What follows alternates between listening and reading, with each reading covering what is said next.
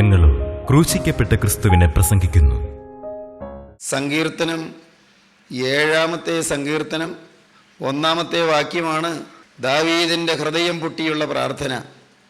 ദാവീദിൻ്റെ ഹൃദയം തകർന്നുള്ള പ്രാർത്ഥന. എൻ്റെ ദൈവമായ യഹോവേ, ഞാൻ നിന്നെ ശരണം പ്രാപിക്കുന്നു. എന്നെ വേട്ടയാടുന്ന എല്ലാവരുടെയും കയ്യിൽ നിന്ന് എന്നെ രക്ഷിച്ച് വിടുവിക്കണമേ. പാപം വേട്ടയാടുന്നു, ശാപങ്ങൾ വേട്ടയാടുന്നു, ദുരിതങ്ങൾ വേട്ടയാടുന്നു, ആപത്തുകൾ വേട്ടയാടുന്നു, ശത്രുക്കൾ വേട്ടയാടുന്നു, ജീവിതത്തിലെ യാതനകളും വേദനകളും വേട്ടയാടുന്നു. എൻ്റെ ദൈവമായ യഹോവേ, ഞാൻ നിന്നെ ശരണം പ്രാപിക്കുന്നു. എന്നെ വേട്ടയാടുന്ന എല്ലാവരുടെയും കയ്യിൽ നിന്ന് എന്നെ രക്ഷിച്ച് വിടുവിക്കണമേ. സംഖ്യാപുസ്തകം 32-ാം അധ്യായം 23-ാം വാക്യം നാം കണ്ടു. നിങ്ങളുടെ പാപത്തിൻ്റെ ഫലം നിങ്ങൾ അനുഭവിക്കും. As you sow you reap. നിങ്ങൾ വിതയ്ക്കുന്നത് കൊയ്യും. ഗലാത്യ ലേഖനം 6-ാം അധ്യായം 7-ാം വാക്യം. നിങ്ങളുടെ പാപത്തിൻ്റെ ഫലം നിങ്ങൾ അനുഭവിക്കും. Be sure your sin will find you out. നിശ്ചയമായി നിന്റെ പാപം നിന്നെ കണ്ടെത്തും. As you sow you reap. നീ വിതയ്ക്കുന്നത് കൊയ്യും. വിതച്ചാൽ അത് തന്നെ കൊയ്യും. വിതച്ചാൽ അതിലേറെ കൊയ്യും. വിതച്ചാൽ പല നാളുകൾക്ക് ശേഷം കൊയ്യും. എങ്ങനെയെല്ലാമാണ് പാപം നമ്മെ കണ്ടുപിടിക്കുന്നത്? ഒന്ന്, be sure your sin will find you out by human laws. മാനുഷിക നിയമങ്ങളാൽ പാപം നമ്മെ കണ്ടുപിടിക്കും. നാം ചെയ്യുന്ന തെറ്റിന് മനുഷ്യൻ തന്നെ നമുക്ക് ശിക്ഷ തരും. ശിക്ഷാ വ്യവസ്ഥിതികളുണ്ട്, ശിക്ഷാ നിയമങ്ങളുണ്ട്, അഴിമതി നിരോധന വകുപ്പുകളുണ്ട്.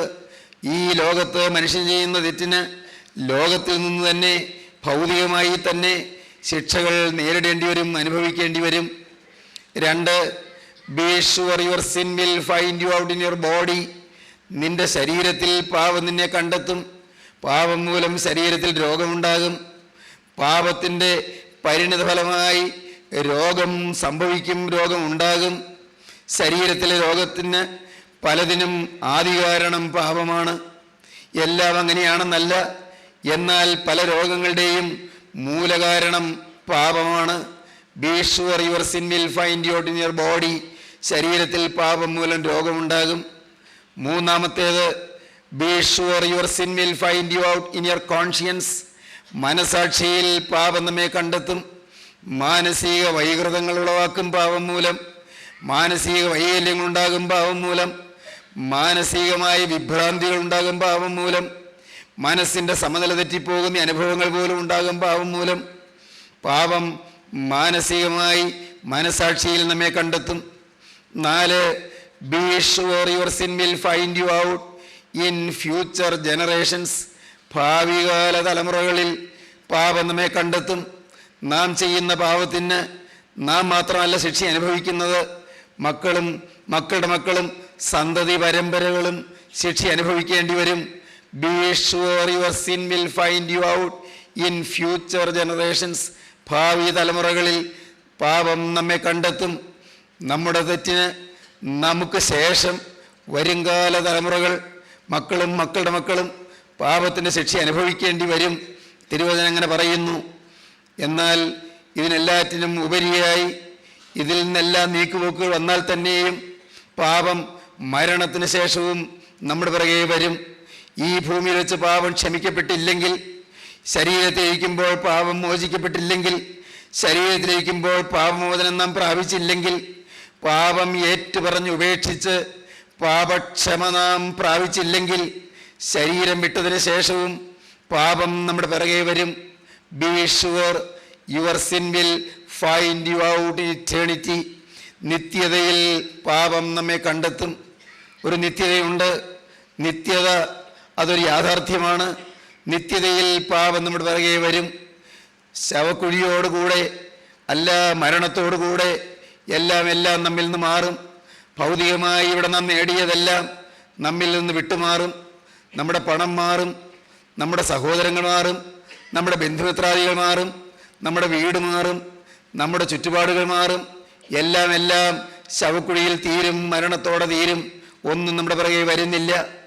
ബാങ്ക് ബാലൻസ് കൂടെ വരുന്നില്ല, ബന്ധുമിത്രാദികൾ കൂടെ വരുന്നില്ല, പ്രിയപ്പെട്ട ഭാര്യയോ പ്രിയപ്പെട്ട ഭർത്താവോ കൂടെ വരുന്നില്ല. മക്കളോ മക്കളുടെ മക്കളോ നമ്മുടെ പിറകെ വരുന്നില്ല. മരണത്തിൻ്റെ അതിർത്തിയിൽ വെച്ച് എല്ലാം പിരിഞ്ഞു പോകും. എന്നാൽ പ്രിയപ്പെട്ടവരെ, മരണത്തിന് ശേഷവും നമ്മുടെ പിറകെ വരും നമ്മുടെ പാപം.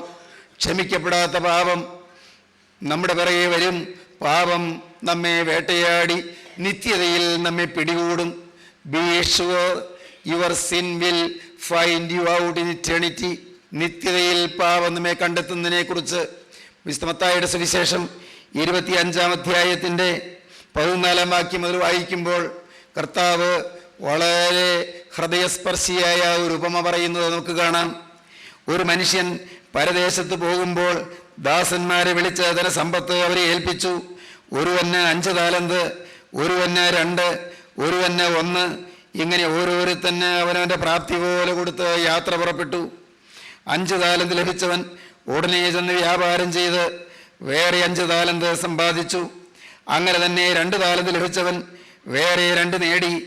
1 ലഭിച്ചവനോ പോയി നിലത്ത് ഒരു കുഴി കുഴിച്ചു, യജമാനന്റെ ദ്രവ്യം മറച്ചു വെച്ചു. വളരെ കാലം കഴിഞ്ഞ ശേഷം ആ ദാസന്മാരുടെ യജമാനൻ വന്ന് അവരുമായി കണക്ക് തീർത്തു. വളരെ കാലം കഴിഞ്ഞ ശേഷം ദാസന്മാരുടെ യജമാനൻ മടങ്ങി വന്നു. ദാസന്മാരുടെ യജമാനൻ മടങ്ങി വന്ന് തൻ്റെ ദാസന്മാരെ വിളിച്ച് അവരുമായി കണക്ക് തീർത്തു. അവരുമായി കണക്ക് തീർക്കുന്ന ഒരു ദിവസമുണ്ട്. ഈ ഭൂമിയിൽ നിന്നും കടന്നുപോയതിനു ശേഷം നിത്യരാജാധിരാജനായ ക്രിസ്തു എഴുന്നള്ളി വന്ന് അവിടുന്ന് ന്യായാസനത്തിൽ ഇരുന്ന് കണക്ക് നോക്കുന്ന ഒരു ദിവസമുണ്ട്, കണക്ക് തീർക്കുന്ന ഒരു ദിവസമുണ്ട്. പിതാക്കന്മാർ പ്രാർത്ഥിച്ചു, പാപികളോട് കരുണ ചെയ്യുന്നവനായ കർത്താവേ, നിന്റെ ന്യായവിസ്താര ദിവസത്തിൽ പാപികളായി ഞങ്ങളോട് കരുണ തോന്നണമേ. ന്യായവിസ്താര ദിവസമുണ്ട് എന്ന് പൂർവ്വപിതാക്കന്മാർക്ക് വിശ്വാസമുണ്ടായിരുന്നു. ന്യായവിധിയുടെ ഒരു ദിവസം വരുന്നുണ്ട് എന്ന് പുണ്യവാന്മാരായ പരിശുദ്ധ പിതാക്കന്മാർ അറിഞ്ഞിരുന്നു, വിശ്വസിച്ചിരുന്നു. അത് ജീവിതത്തിൽ ലയിച്ച് ചേർന്നിരുന്നു. അതുകൊണ്ടത്രേ പ്രാർത്ഥിപ്പാൻ പിതാക്കന്മാർ ഉദ്ബോധിപ്പിച്ചത്, പാപികളോട് കരുണ ചെയ്യുന്നതിനായ കർത്താവേ, നിന്റെ ന്യായവിസ്താര ദിവസത്തിൽ പാപികളായി ഞങ്ങളോട് കരുണ തോന്നണമേ. പിതാക്കന്മാര് ഇങ്ങനെ പ്രാർത്ഥിച്ചു. നാമും പ്രാർത്ഥിക്കുന്നു, പാട്ടായിട്ട്, ഗീതമായിട്ട്, ഗാനമായിട്ട്. ന്യായാധിപതേ അങ്ങേക്കരിശോ ചേർത്ത കടത്ത എന്തല താഴ്ത്തരുതേ വിധികേ. മോചനയോഗ്യതയില്ലെങ്കിലും എന്നിലിരിക്കും നിൻ തിരുമെയ്യും രക്തവും ഓർത്തെന്മേൽ കൃപ ചെയ്യുക. നിൻ സ്നേഹശ്ലീബ ഞാൻ കൂപ്പി പിഴപോക്കി നിന്മേരുതിരങ്ങൾ ഹിതമൊടു കരുണാമയനീശോ മമ നൽകുകമുക്തി. കരുണാമയനായ യേശുവേ, എനിക്ക് മോചനം തരണമേ. മമ മുക്തി നൽകുക, എനിക്ക് മോചനം നൽകണമേ. കരുണാമയനായ യേശുവേ, ഞാൻ ലജ്ജിച്ച് തലതാഴ്ത്തി നിൽക്കേണ്ടി വരുമല്ലോ. ന്യായാധിപതികളുടെ ന്യായാധിപതിയായ കർത്താവേ, നിന്റെ ന്യായവിസ്താര ദിവസത്തിൽ നിന്റെ സ്വർഗീയ ന്യായാസനത്തിന് മുൻപാകെ ഞാൻ വരുമ്പോൾ എൻ്റെ പാപം മൂലം ഞാൻ ലജ്ജിച്ച് തലതാഴ്ത്തി ഞാൻ നിൽക്കേണ്ടി വരുമല്ലോ. ആ ദൗർഭാഗ്യം എനിക്ക് വരരുതേ. ഇവിടെ വെച്ച് എനിക്ക് മോചനം തരണമേ. ഇവിടെ വെച്ച് ഈ ശരീരത്തിൽ ഇരിക്കുമ്പോൾ തന്നെ കർത്താവേ, എനിക്ക് സുബോധമുള്ളപ്പോൾ തന്നെ, എനിക്ക് ഓർമ്മയുള്ളപ്പോൾ തന്നെ, ഇപ്പോൾ ഈ പാവം ഏറ്റു പറയാൻ എനിക്ക് ആരോഗ്യമുള്ളപ്പോൾ തന്നെ, സുബോധമുള്ളപ്പോൾ തന്നെ, നാഥ എനിക്ക് മോചനം തരണമേ. നിന്റെ ക്രൂശിൽ ചൊരിഞ്ഞ തിരുരക്തത്താലും കർത്താവേ, എനിക്ക് വേണ്ടി മുറിഞ്ഞ തിരുശരീരത്താലും തനുരുധിരങ്ങളാൽ, ശരീരത്താലും രക്തത്താലും തനുരുധിരങ്ങളാൽ എൻ്റെ പാപം പോക്കണമേ. നാഥ, എൻ്റെ പാപം ക്ഷമിക്കണമേ. നിന്റെ തിരുശരീര രക്തങ്ങളാൽ എനിക്ക് പാപത്തിൽ നിന്ന് വിമോചനം തരണമേ. പാപത്തിൽ നിന്ന് മുക്തി തരണമേ. മമ നൽകുക മുക്തി. സഹോദരങ്ങളെ, അർത്ഥവത്താണ് ആ ഗീതം. പിതാക്കന്മാർ അനുഭവിക്കുന്ന യാഥാർത്ഥ്യമാണത്. നാം ഓരോരുത്തരും ഒരു ദിവസം കണക്ക് തീർക്കുന്ന ന്യായാധിപതിയുടെ മുമ്പിൽ ചെന്ന് നിൽക്കേണ്ടി വരും. വളരെ കാലം കഴിഞ്ഞ ശേഷം ആ ദാസന്മാരുടെ യജമാനൻ വന്നു, അവരുമായി കണക്ക് തീർത്തു. എൻ്റെ ദൈവമേ, ആ ദിവസം നാം ആരും ലജ്ജിതയാകാനിട വരരുത്. നാം ഓരോരുത്തരും ശരീരം വിട്ട് നിത്യതയിലേക്ക് മാറ്റപ്പെട്ടു. ശരീരം വിട്ട് നിത്യതയിലേക്ക് നാം ചെന്നു. സഹോദരങ്ങളെ, അന്ന് അവിടെ ന്യായാധിപതിയുടെ മുൻപിൽ ചെല്ലുമ്പോൾ ആബാലവൃദ്ധം സകലമാന മനുഷ്യരും അവിടെ വന്ന് കൂടുന്ന സമയത്ത് അവിടെ ആർക്കും ഒഴികഴിയില്ല. കാരണം ദൈവം മുഖപക്ഷമില്ലാതെ ന്യായം വിധിക്കുന്നവനാണ്. അന്ന് നാം ആരും അവിടെ ന്യായാധിപതിയുടെ ന്യായാസനത്തിന് മുൻപിൽ നാം ലജ്ജിതരാകാൻ ഇടവരരുത്. പോകുവീൻ, നിന്നെ ഞാൻ അറിയുന്നില്ല എന്നുള്ള കഠോര ശബ്ദം നാഥൻ്റെ തിരുമുഖത്ത് നിന്ന് കേൾപ്പാൻ നമുക്കാർക്കും ഇടവരരുത്. പ്രിയപ്പെട്ടവരെ, നാം എന്തിനാണ് പ്രാർത്ഥിക്കുന്നത്? നാം എന്തിനാണ് നമസ്കരിക്കുന്നത്? നാം എന്തിനാണ് തിരുവചനം ശ്രദ്ധിക്കുന്നത്? നാം എന്തിനാണ് തിരുവചന ശുശ്രൂഷയിൽ പങ്കാളികളാകുന്നത്? നാം എന്തിനാണ് ധ്യാനിക്കുന്നത്? നാം എന്തിനാണ് തിരുവചനം വായിക്കുന്നത്? സഹോദരങ്ങളെ, എന്താണ് ഇതിൻ്റെ എല്ലാ അർത്ഥം? നിങ്ങൾ ഈ വാക്കുകളെ നിങ്ങൾ കേൾക്കുന്നത് അതിനുവേണ്ടി ദൈവത്തിൻ്റെ പരിശുദ്ധാത്മാവ് നിങ്ങളെ ആകർഷിച്ചപ്പോൾ നിങ്ങൾക്ക് ഇത് കേൾക്കാൻ തോന്നിയത് എന്തുകൊണ്ടാണ്? പ്രിയപ്പെട്ടവരെ, ദൈവത്തിൻ്റെ അഗാധമായ സ്നേഹമുണ്ട്. നാം ആരും നിത്യതയുടെ ശൂന്യതയിലേക്ക് പോകരുത്, നിത്യതയുടെ യാതനയിലേക്ക് പോകരുത്, നിത്യതയുടെ ഭയാനകത്വത്തിലേക്ക് നാം ആരും നിബന്ധിച്ചു പോകരുത്, നിത്യതയുടെ ഘോരമായ അതിഭയങ്കരമായ ശിക്ഷയിലേക്ക് നാം ആരും തള്ളപ്പെട്ടു പോകരുത്. ദൈവം സ്നേഹമാണ്, ദൈവം സ്നേഹമാണ്. എന്താണ് ന്യായവിധി എന്ന് നമ്മുടെ കരുണയുള്ള കർത്താവ് യോഹന്നാന്റെ സുവിശേഷം 3-ാം അധ്യായത്തിൽ പറഞ്ഞു. 3:18-19 വാക്യങ്ങൾ നമുക്ക് കാണാം. അവനിൽ വിശ്വസിക്കുന്നവന് ന്യായവിധിയില്ല, വിശ്വസിക്കാത്തവന് ദൈവത്തിൻ്റെ ഏകജാതനായ പുത്രന്റെ നാമത്തിൽ വിശ്വസിക്കായികയാൽ ന്യായവിധി വന്നു കഴിഞ്ഞു. ന്യായവിധി എന്നതോ വെളിച്ചം ലോകത്തിൽ വന്നിട്ടും മനുഷ്യരുടെ പ്രവൃത്തി ദോഷമുള്ളതാകയാൽ അവർ വെളിച്ചത്തേക്കാൾ ഇരുളിനെ സ്നേഹിച്ചത് തന്നെ. സഹോദരങ്ങളെ, എന്താണ് ന്യായവിധി? വെളിച്ചം ലഭിച്ചു, വചനം ലഭിച്ചു, മുന്നറിയിപ്പുകൾ ലഭിച്ചു, ദൈവികമായ തിരുവചനത്തിൻ്റെ താക്കീതുകൾ ലഭിച്ചു. ദൈവം മുന്നറിയിപ്പുകൾ തന്നു, ആവശ്യമായ മുൻകരുതലിന് വേണ്ടിയുള്ള പ്രബോധനങ്ങൾ ദൈവം തന്നു. വെളിച്ചം ലോകത്തിൽ വന്നു, പക്ഷേ മനുഷ്യർ പിന്നെയും തിന്മ പ്രവർത്തിക്കുന്നു, അവർ വെളിച്ചത്തിലേക്ക് വരുന്നില്ല. നാം വായിക്കുന്നു, ന്യായവിധി എന്നത് എന്താണ്?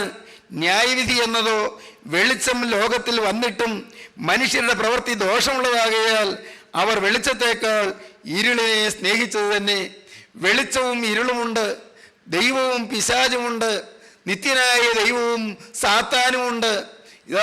സാക്ഷാൽ ക്രിസ്തുവും എതിർ ക്രിസ്തുവുമുണ്ട്. ക്രൈസ്റ്റ് ഉണ്ട്, ആന്റി ക്രൈസ്റ്റ് ഉണ്ട്, ക്രിസ്തു ഉണ്ട്, അന്തിക്രിസ്തു ഉണ്ട്. പ്രിയപ്പെട്ടവരെ, വെളിച്ചമുണ്ട്, ഇരുളുണ്ട്. വെളിച്ചം ലോകത്തിലേക്ക് വന്നുകൊണ്ടിരുന്നു, സകലരെയും പ്രശോഭിക്കുന്ന പ്രകാശിപ്പിക്കുന്ന വെളിച്ചം ലോകത്തിലേക്ക് വന്നുകൊണ്ടിരുന്നു. ഈ വെളിച്ചം ലോകത്തിൽ വന്നിട്ടും മനുഷ്യർ പിന്നെയും തിന്മ പ്രവർത്തിക്കാൻ അവരുടെ ജീവിതം വിട്ടുകൊടുക്കുന്നു. മനുഷ്യർ പിന്നെയും പാപത്തിലേക്ക് പോകുന്നു, സാത്താന്റെ ഇംഗിതത്തിന് വഴിപ്പെട്ടു പോകുന്നു, പൈശാചികന്റെ പ്രലോഭനത്തിന് വഴിപ്പെട്ടു പോകുന്നു, സാത്താന്റെ പ്രേരണകൾക്ക് വശംവദരായി പോകുന്നു. വെളിച്ചം ലോകത്തിൽ വന്നിട്ടും മനുഷ്യരുടെ പ്രവൃത്തി ദോഷമുള്ളതാകയാൽ അവർ വെളിച്ചത്തേക്കാൾ ഇരുളിനെ സ്നേഹിച്ചു. അതുതന്നെയാണ് ന്യായവിധി. ഇരുളിനെയാണ് സ്നേഹിക്കുന്നത്. പാപത്തെ വെറുക്കണമെന്നറിയാം, പാപത്തെ വെറുക്കണമെന്ന് പ്രബോധനം കിട്ടി, പക്ഷേ പിന്നെയും ഇരുളിനെ സ്നേഹിക്കുകയാണ്. വെളിച്ചം ലോകത്തിൽ വന്നിട്ടും മനുഷ്യരുടെ പ്രവൃത്തി ദോഷമുള്ളതാകയാൽ അവർ വെളിച്ചത്തേക്കാൾ ഇരുളിനെ സ്നേഹിക്കുന്നു. അതത്രേ ന്യായവിധി. എന്നാൽ ദൈവത്തിൽ വിശ്വസിക്കുന്നവന് ന്യായവിധിയില്ല. സഹോദരങ്ങളെ, ന്യായവിധിയെ നാം ഭയപ്പെടേണ്ട ആവശ്യമില്ല. നാം ഒരു വിശ്വാസിയായാൽ മാത്രം മതി. ക്രിസ്തുവിൻ്റെ സ്നേഹത്തെ വിശ്വസിക്കുക, ക്രിസ്തു കരുണയാണെന്ന് വിശ്വസിക്കുക, ക്രിസ്തു സ്നേഹമാണെന്ന് വിശ്വസിക്കുക. ദൈവം സ്നേഹം തന്നെ എന്ന്, ഗാഡ് ഈസ് ലവ് എന്ന് വാക്കാൽ പറയുക മാത്രമല്ല, അത് ഹൃദയത്തിൻ്റെ അടിത്തട്ടിൽ ഉറഞ്ഞുകൂടിയ അന്തർഗതമായി നമ്മുടെ ജീവിതത്തിൽ ലയിച്ചു നിൽക്കുക. ക്രിസ്തു സ്നേഹമാണ്, സാക്ഷാൽ ദൈവ സ്നേഹമാണ്.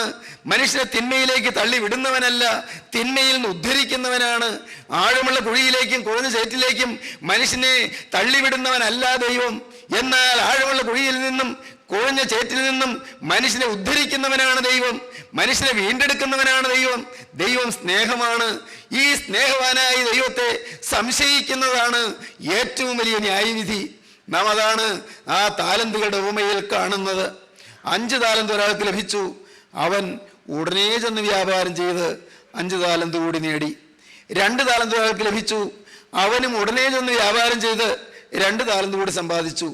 1 താലന്ത് ഒരാൾക്ക് ലഭിച്ചു, യജമാനൻ അങ്ങനെയാണ് കൊടുത്തത്. കാരണം ആ ഉപമ തുടങ്ങുമ്പോൾ പറയുന്നുണ്ട്, ഒരുവന് 5 താലന്ത്, ഒരുവന് 2, ഒരുവന് 1, ഇങ്ങനെ ഓരോരുത്തന് അവനവൻ്റെ പ്രാപ്തി പോലെ കൊടുത്ത് യാത്ര പുറപ്പെട്ടു. പ്രാപ്തി നിർണയിക്കുന്നത് ദൈവമാണ്. പ്രാപ്തി നിർണയിക്കാൻ കഴിയുന്നത് ദൈവത്തിനാണ്. ഓരോരുത്തർക്കും എത്ര താലന്ത് കൊടുക്കണമെന്ന് ദൈവത്തിനെ അറിയാവൂ. പ്രിയപ്പെട്ടവരെ, ഓരോരുത്തനും അവനവൻ്റെ പ്രാപ്തി പോലെ കൊടുത്തു, യാത്ര പുറപ്പെട്ടു. 5 താലന്ത് ലഭിച്ചവൻ 5 താലന്ത് കൂടെ നേടി, 2 താലന്ത് ലഭിച്ചവൻ 2 താലന്ത് കൂടെ നേടി. പക്ഷേ 1 താലന്ത് ലഭിച്ചവൻ അവൻ നിലത്തൊരു കുഴി കുഴിച്ചു, ആ ദ്രവ്യം അവിടെ മറച്ചു വെച്ചു. യജമാനൻ വന്നു. വളരെ കാലം കഴിഞ്ഞ ശേഷം യജമാനൻ വന്നു, അവരുമായി കണക്ക് തീർത്തു. 5 താലന്ത് ലഭിച്ചവൻ വളരെ സന്തോഷഭരിതനായി പ്രസന്ന വദനനായി അവൻ അടുക്കൽ വന്നു. യജമാനെ, 5 താലന്തല്ലേ അവിടെ നിന്ന് എനിക്ക് തന്നത്, ഞാൻ 5 താലന്ത് കൂടി നേടി കേട്ടോ. നന്ന്, നല്ലവനും വിശ്വസ്തനുമായ ദാസനെ, നീ അല്പത്തിൽ വിശ്വസ്തനായിരുന്നു, നിന്നെ ഞാൻ അധികത്തിന് വിചാരകനാക്കുകയാണ്. സന്തോഷമായി. ദൈവം പ്രതിഫലം തരുന്നവനാണ്. ദൈവം തൻ്റെ മക്കളുടെ അധ്വാനം മാനിക്കുന്നവനാണ്. തൻ്റെ പ്രിയപ്പെട്ട ദാസന്മാരുടെ കഷ്ടപ്പാടും അധ്വാനവും മാനിക്കുന്നവനാണ്. ദൈവം പ്രതിഫലം തരുന്നവനാണ്. 2 താലന്ത് ലഭിച്ചവൻ വന്നു. യജമാനെ, 2 താലന്തല്ലോ എന്നെ ഏൽപ്പിച്ചത്, ഞാൻ 2 താലന്ത് കൂടെ നേടിയിരിക്കുന്നു. അപ്പോഴും യജമാനൻ പറഞ്ഞു, നന്ന്, നല്ലവനും വിശ്വസ്തനുമായ ദാസനെ, നീ അല്പത്തിൽ വിശ്വസ്തനായിരുന്നു, ഞാൻ നിന്നെ അധികത്തിന് വിചാരകനാക്കും. നിന്റെ യജമാനൻ്റെ സന്തോഷത്തിലേക്ക് പ്രവേശിക്കുക. അയ്യോ, എന്തൊരു ഭാഗ്യം! യജമാനൻ്റെ സന്തോഷമുണ്ട് നിത്യതയിൽ. യജമാനൻ്റെ സ്വർഗീയ സൗഭാഗ്യമുണ്ട് നിത്യതയിൽ. യജമാനൻ്റെ സന്തോഷത്തിലേക്ക് പ്രവേശിക്കുക എന്ന് 5 താലന്ത് ലഭിച്ചവൻ 5 താലന്ത് കൂടി നേടിക്കൊണ്ടുവന്നപ്പോൾ അവനോട് പറഞ്ഞു. 2 താലന്ത് ലഭിച്ചവൻ 2 താലന്ത് കൂടി നേടിക്കൊണ്ടുവന്നപ്പോൾ അവനോട് പറഞ്ഞു, യജമാനൻ്റെ സന്തോഷത്തിലേക്ക് പ്രവേശിക്കുക. നിത്യത ഏതാണ്? നിത്യജീവൻ എന്ന് പറയുന്ന യജമാനൻ്റെ സന്തോഷം. നിത്യജീവൻ എന്ന് പറയുന്നത് യജമാനൻ്റെ സന്തോഷ സൗഭാഗ്യം. അതാണ് നിത്യസ്വർഗം. യജമാനൻ്റെ സന്തോഷത്തിലേക്ക് പ്രവേശിക്കുക, സ്വാഗതം അരുളുകയാണ്. നിത്യസന്തോഷത്തിലേക്ക്, നിത്യസ്വർഗീയ ശാന്തിയിലേക്ക് സ്വാഗതം അരുളുകയാണ്. 1 താലന്ത് ലഭിച്ചവനടുക്ക് വന്നു. 24-ാം വാക്യം അങ്ങനെയാണ്. വിശുദ്ധ മത്തായിയുടെ സുവിശേഷം 25-ാം അധ്യായം 24-ാം വാക്യം. 1 താലന്ത് ലഭിച്ചവനും അടുക്ക് വന്നു. യജമാനെ, നീ വിതയ്ക്കാത്തയിടത്തുനിന്ന് കൊയ്യുകയും വിതറാത്തയിടത്തുനിന്ന് ചേർക്കുകയും ചെയ്യുന്ന കഠിന മനുഷ്യൻ എന്ന് ഞാൻ അറിഞ്ഞു. ഭയപ്പെട്ടു. ചെന്ന് നിന്റെ താലന്ത് നിലത്ത് മറച്ചു വെച്ചു, നിന്റെ ഇതാ എടുത്തുകൊള്ളുക എന്ന് പറഞ്ഞു.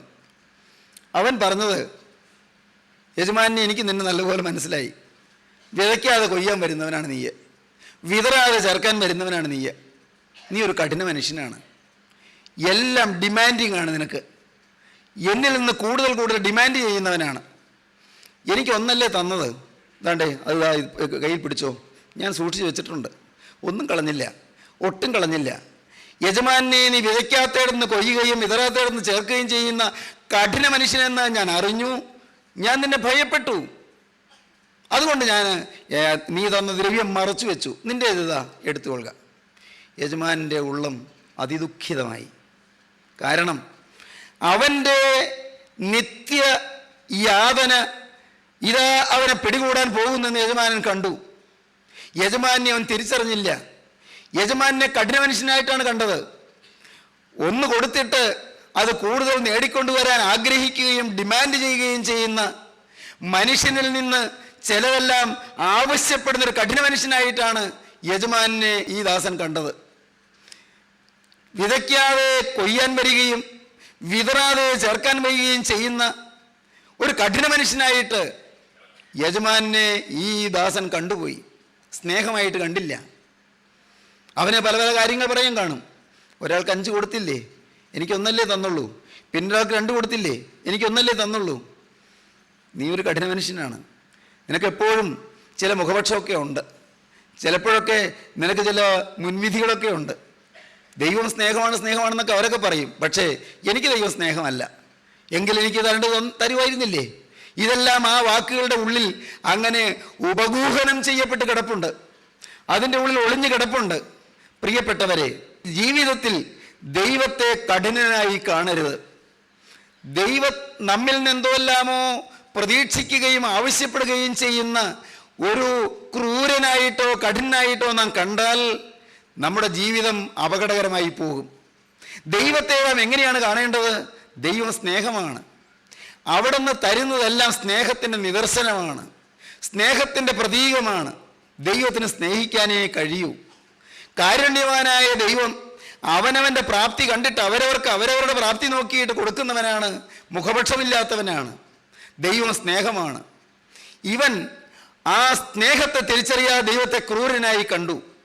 പ്രിയപ്പെട്ടവരെ, ഈ മനുഷ്യൻ അവൻ മദ്യപാനം ചെയ്തതായി കാണുന്നില്ല, അവൻ വ്യഭിചാര ദോഷത്തിൽ പെട്ടതായി കാണുന്നില്ല, അവൻ മോഷ്ടിക്കുകയോ കൊലപാതകം ചെയ്യുകയോ ചെയ്തതായിട്ട് നാം കാണുന്നില്ല, അവൻ്റെ കവർച്ചക്കാരനോ കൊള്ളക്കാരനോ ആകുന്നില്ല.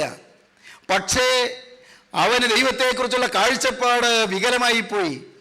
ദൈവം ക്രൂരൻ, ദൈവം കഠിനൻ. എന്നോടെന്താണ് ഇങ്ങനെ ചെയ്തത്? എനിക്കിതല്ലേ തന്നുള്ളൂ, എനിക്കെന്താണ് ഇങ്ങനെ ഒരു തിരിച്ചുവേദം കാണിച്ചത്? അവൻ്റെ ഉള്ളിൽ ദൈവത്തോട് പരിഭവം. സ്നേഹിതരെ, നിങ്ങളുടെ ജീവിതത്തിലേക്ക് നിങ്ങൾ തിരിഞ്ഞു നോക്കുമോ? എനിക്കെന്താണ് ഈ രോഗം വന്നത്? എനിക്കെന്താണ് ഈ പ്രായത്തിൽ ഈ ആപത്ത് വന്നത്? എനിക്കെന്താണ് വേണ്ടത്ര വിദ്യാഭ്യാസം കിട്ടാത്തത്? എനിക്കെന്താണ് ശരീരത്തിൽ വേണ്ടത്ര സൗന്ദര്യമില്ലാത്തത്? എനിക്കെന്താണ് വേണ്ട ജീവിത സൗകര്യങ്ങളില്ലാത്തത്, സാഹചര്യങ്ങളില്ലാത്തത്? എൻ്റെ അപ്പൻ എന്തുകൊണ്ടാണ് ഇങ്ങനെ മദ്യപനായി പോയത്? എൻ്റെ അമ്മ എന്തുകൊണ്ടാണ് ഈ ഒരു തീരാരോഗിയായി തീർന്നത്? എനിക്കെന്തുകൊണ്ടാണ് ചെറുപ്രായത്തിൽ തന്നെ ഒറ്റപ്പെട്ട അനുഭവം വന്നുപോയത്? എൻ്റെ പ്രിയപ്പെട്ട ഭർത്താവിനെ വിട്ടു പോയത് എന്താണ്? എൻ്റെ ഭാര്യ നേരത്തെ അക്കരയ്ക്ക് പോയത് എന്താണ്? ദൈവമേ, നീ എൻ്റെ കാര്യം നോക്കാഞ്ഞത് എന്താണ്? ഇത്ര വലിയ ദുരിതം വരാൻ തക്കവണ്ണം ഞാൻ വലിയ മഹാഭാവമൊന്നും ചെയ്തില്ലല്ലോ. നമ്മുടെ ജീവിതത്തിൽ ചില ഡിമാൻഡുകളുണ്ട്, ദൈവത്തോട് ചില ചോദ്യങ്ങളുണ്ട്, ദൈവത്തോട് ചില പരിഭവങ്ങളുണ്ട്. പ്രിയപ്പെട്ടവരെ, ദൈവത്തോട് പരിഭവിക്കല്ലേ. മകനെ, നിനക്ക് അറിഞ്ഞുകൂടാ എന്താണ് ദൈവം ചെയ്തതിൻ്റെ അർത്ഥമെന്ന്? നിന്റെ ജീവിതത്തിൽ സംഭവിക്കുന്ന പല കാര്യങ്ങളുടെ അർത്ഥം എന്തായെന്ന് നിനക്കിപ്പോൾ മനസ്സിലാകുന്നില്ല, നിന്റെ ഈ ചെറിയ ബുദ്ധിയിൽ ഒതുങ്ങുന്നില്ല. എങ്കിലും വിശ്വസിക്കൂ, ദൈവം സ്നേഹമാണ്. അവൻ നന്മയെ ചെയ്യുകയുള്ളൂ. എന്ത് തിന്മ വന്നാലും അത് നന്മയ്ക്കാക്കി മാറ്റാൻ ഈ ദൈവത്തിന് കഴിയും. എന്തോ ഒരു കെടുതി വന്നാലും, എന്ത് യാതനയും വേദനയും വന്നാലും, എന്ത് കഠോര ദുരിതം വന്നാലും എല്ലാം നന്മയ്ക്കാക്കി മാറ്റി നിന്നെ തനി തങ്കമാക്കി രൂപാന്തരപ്പെടുത്തി സ്വർഗരാജ്യത്തിന് കൊള്ളാവുന്നവനാക്കാനുള്ള ദൈവീകധ്വാനത്തിൻ്റെ പരിണത ഫലമാണ് നിന്റെ ജീവിതത്തിൽ നീ ഇന്ന് അനുഭവിച്ചു കൊണ്ടിരിക്കുന്ന യാഥാർത്ഥ്യങ്ങളെന്ന് നീ മനസ്സിലാക്കൂ. പ്രിയപ്പെട്ടവനെ, നിന്റെ ജീവിതത്തിലെ ദുരിതങ്ങളെ കണ്ട് നീ പരിഭവിക്കരുത്. നിന്റെ ജീവിതത്തിൽ വരുന്നതായ പ്രയാസങ്ങൾ കണ്ട് ദൈവം ക്രൂരനെന്ന് പറയരുത്, ദൈവം കഠിനെന്ന് പറയരുത്. വിതയ്ക്കാത്തേടുന്ന് കൊയ്യുകയും വേറാത്തേടുന്ന് ചേർക്കുകയും ചെയ്യുന്ന കഠിന മനുഷ്യനെന്ന് ഞാൻ അറിഞ്ഞു. എൻ്റെ ദ്രവ്യം ഞാൻ മറച്ചു വെച്ചു, ഇതാ നിൻ്റേത് എടുത്തു പോവുക. അവൻ കൊടുത്തു. യജമാനൻ പറഞ്ഞു, ദുഷ്ടദാസനെ, അങ്ങനെയാണ് പറഞ്ഞത്, ദുഷ്ടദാസനെ, ദുഷ്ടനും മടിയനുമായ ദാസനെ, ഞാൻ വിതയ്ക്കാത്തേടുന്ന് കൊയ്യുകയും വിതയ്ക്കാത്തേടുന്ന് ചേർക്കുകയും ചെയ്യുന്നവനെന്ന് നീ അറിഞ്ഞുവല്ലോ. നീ എൻ്റെ ദ്രവ്യം പൊൻവാണിഭക്കാരെ ഏൽപ്പിക്കേണ്ടിയിരുന്നു. എന്നാൽ ഞാൻ വന്ന് എൻ്റേത് പലിശയോടുകൂടെ വാങ്ങിക്കൊള്ളുമായിരുന്നു. ആ താലന്ത് അവൻ്റെ പക്കൽ നിന്ന് എടുത്ത് 10 താലന്തുള്ളവന് കൊടുപ്പീൻ. അങ്ങനെ ഉള്ളവനെ അവന് ലഭിക്കും, അവന് സമൃദ്ധിയും ഉണ്ടാകും. ഇല്ലാത്തവനോടോ ഉള്ളതും കൂടി എടുത്തു കളയും. എന്നാൽ കൊള്ളരുതാത്ത ദാസനെ ഏറ്റവും പുറത്തുള്ള ഇരുട്ടിലേക്ക് തള്ളിക്കളവീൻ, അവിടെ കരച്ചിലും പല്ലുകടിയും ഉണ്ടാകും. കൊള്ളരുതാത്ത ദാസൻ, ദുഷ്ടനും മടിയനുമായ ദാസൻ എന്നെല്ലാമാണ് അവനെ യജമാനൻ വിളിക്കുന്നത്. എൻ്റെ ബഹുമാന്യ സഹോദരങ്ങളെ, ഞാൻ വിനയപൂർവ്വം അപേക്ഷിക്കട്ടെ, നിത്യതയിലേക്ക് ചെല്ലുമ്പോൾ കൊള്ളരുതാത്ത ദാസൻ എന്നുള്ള വിളി കേൾക്കാൻ എനിക്കോ നിങ്ങൾക്കാർക്കുമോ ഇടവരല്ലേ എന്ന് ഞാൻ ആശിക്കുകയാണ്. നിത്യതയിലേക്ക് ചെല്ലുമ്പോൾ, നിത്യന്യായാധിപതിയുടെ മുമ്പിൽ ചെല്ലുമ്പോൾ ദുഷ്ടനും മടിയനുമായ ദാസനെ എന്നുള്ള വിളി കേൾക്കാൻ നമുക്കാർക്ക് ഇടവരരുതേ. നല്ലവനും വിശ്വസ്തനുമായ ദാസനെ എന്നുള്ള ഇമ്പനാദം കേൾപ്പാൻ നമുക്ക് കഴിയണം. ഈ ലോക ജീവിതം താൽക്കാലികമല്ലേ? ഈ ലോക ജീവിതം ക്ഷണികമല്ലേ? ഈ ലോക ജീവിതം നശ്വരമല്ലേ? ഈ ലോക ജീവിതത്തിൽ നിന്ന് ഒരു നാൾ നാം കടന്നു പോകണ്ടേ? കടന്നു ചെല്ലുമ്പോൾ പ്രശംസയോടെ, പ്രത്യാശയോടെ, സമാധാനത്തോടെ, സന്തോഷത്തോടെ, മുഖശോഭയോടെ ദൈവസന്നിധിയിൽ ചെന്ന് നിൽക്കാൻ നമുക്ക് കഴിയണം. അപ്പോൾ ദൈവത്തിൻ്റെ കൃപ നമ്മുടെ മേൽ പകരും, ദൈവത്തിൻ്റെ ശക്തി നമ്മുടെ മേൽ ഇറങ്ങും. ദൈവം നമ്മോട് പറയും, നല്ലവനും വിശ്വസ്തനുമായ ദാസനെ, നീ അല്പത്തിൽ വിശ്വസ്തനായിരുന്നു, അധികത്തിന് ഞാൻ നിന്നെ വിചാരകനാക്കും. നിന്റെ യജമാനന്റെ സന്തോഷത്തിലേക്ക് പ്രവേശിക്കുക. യജമാനന്റെ സന്തോഷമുണ്ട് പ്രിയരെ. ഇതുവരെ നിങ്ങളത് പ്രാപിച്ചിട്ടില്ലേ? യജമാനന്റെ സന്തോഷമുണ്ട്. യജമാന്റെ സന്തോഷത്തിലേക്ക് നമുക്ക് പ്രവേശിക്കണം.